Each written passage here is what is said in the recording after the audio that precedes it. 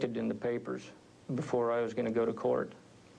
They called me the white supremacist and all that.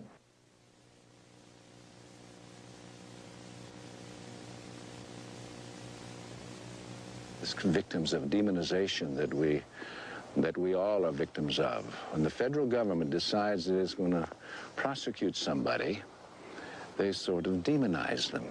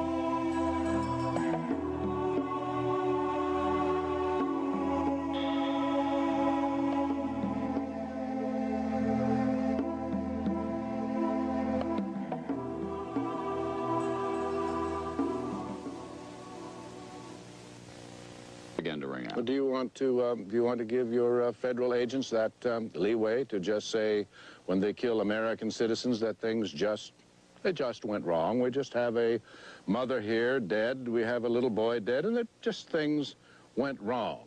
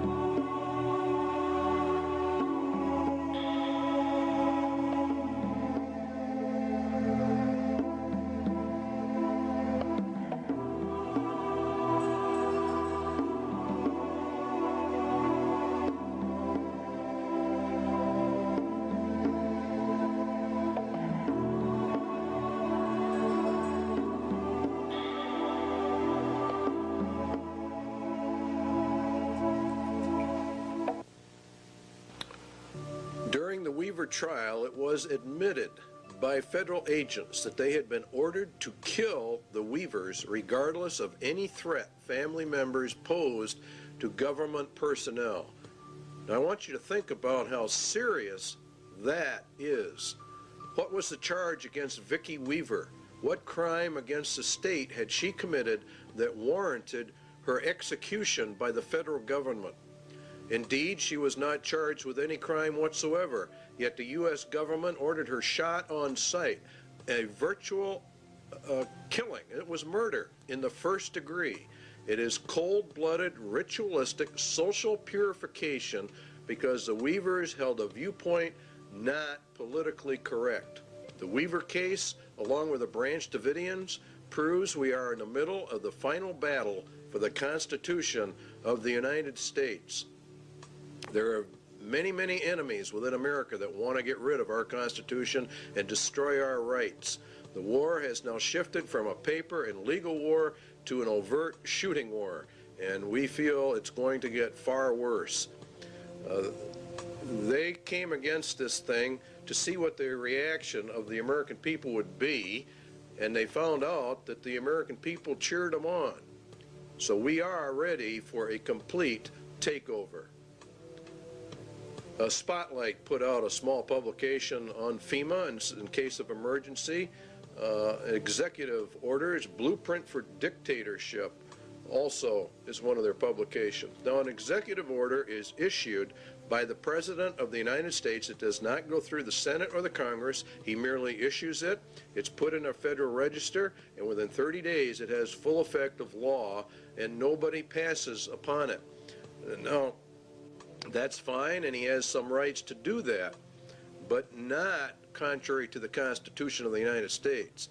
FEMA develop national security emergency plans for the regulation of immigration, nationals of enemy countries, plans to implement laws for the control of persons entering or leaving the United States, develop intergovernmental and interagency law enforcement plans and counterterrorism programs to interdict and respond to terrorism incidents in the United States that may result in a national security emergency, to interdict and respond to terrorism incidents in the United States. Now, this is a key that they're beginning to use.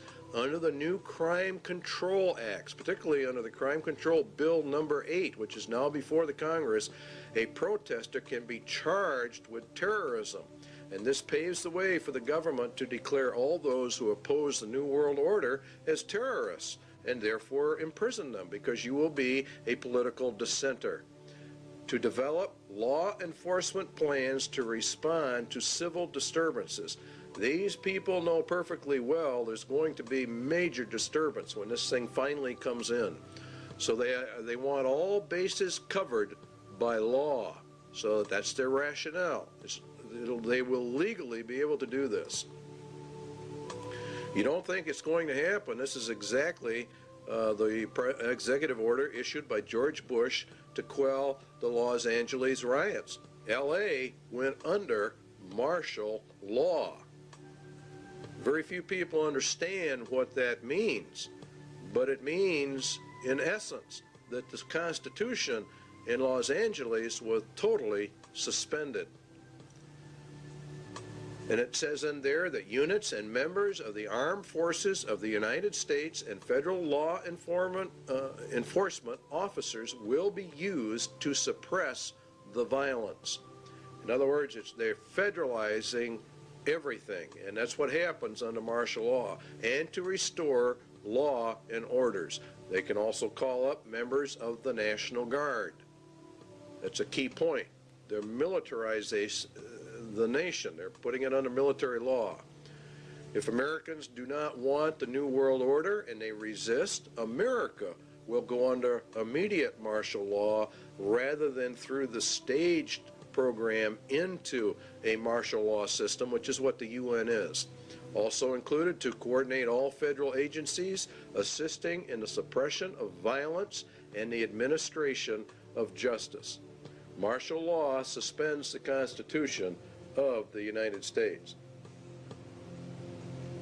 The UN is to be brought up to full power, and it will rule through martial law via a three-tier military martial law system.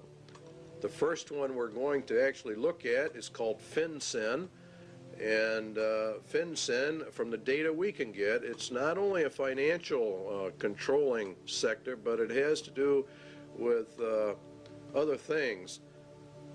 Their equipment is black, and there are reports of a multitude of black helicopters all over the United States. We get calls on it virtually every day from someone who's just had them flying over the house.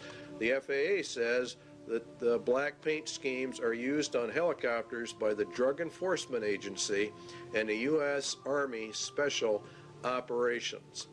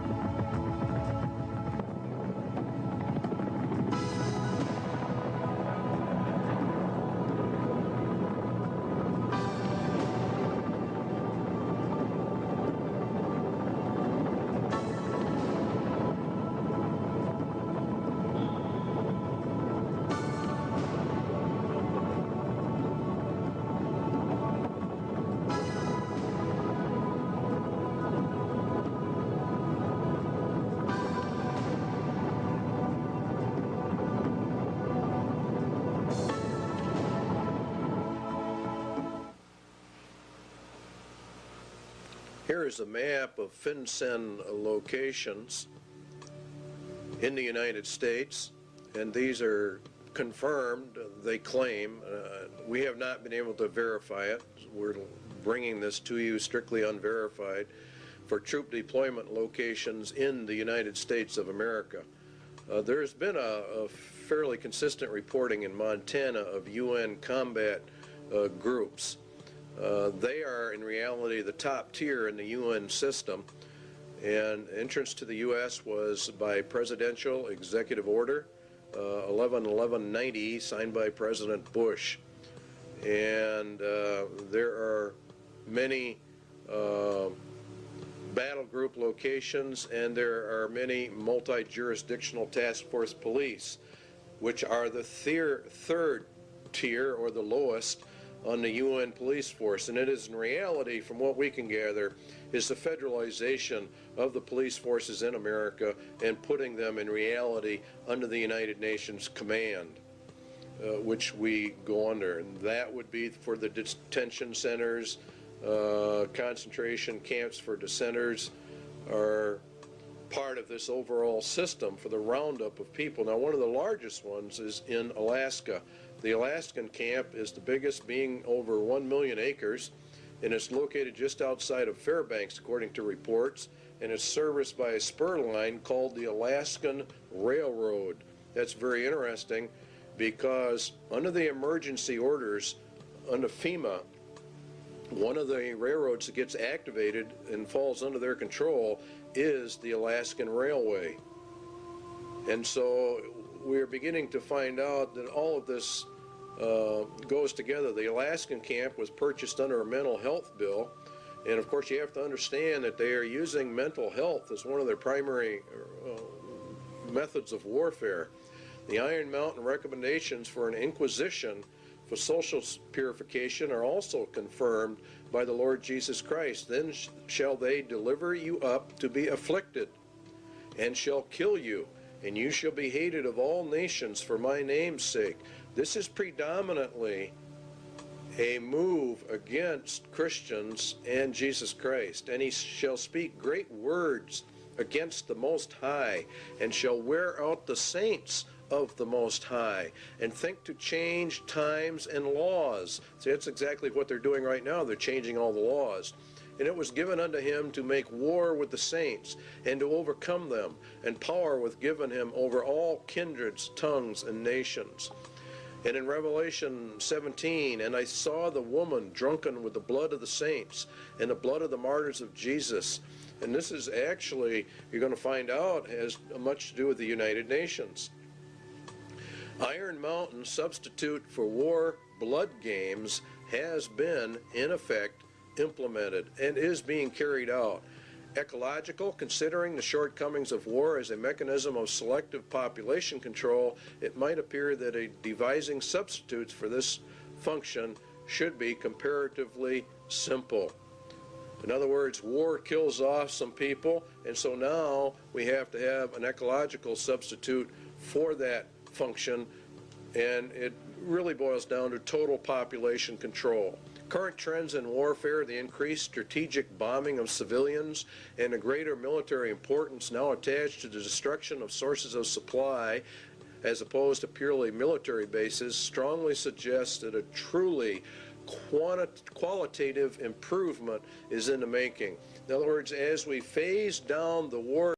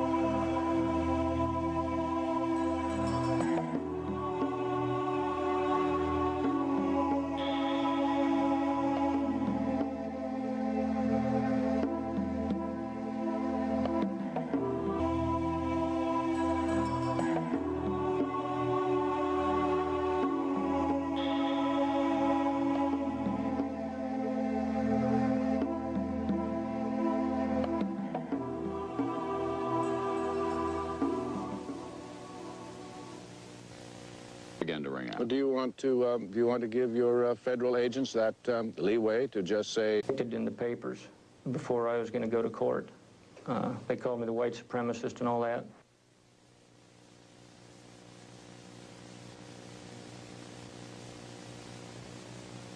Victims of demonization that we all are victims of. When the federal government decides that it's going to prosecute somebody, they sort of demonize them.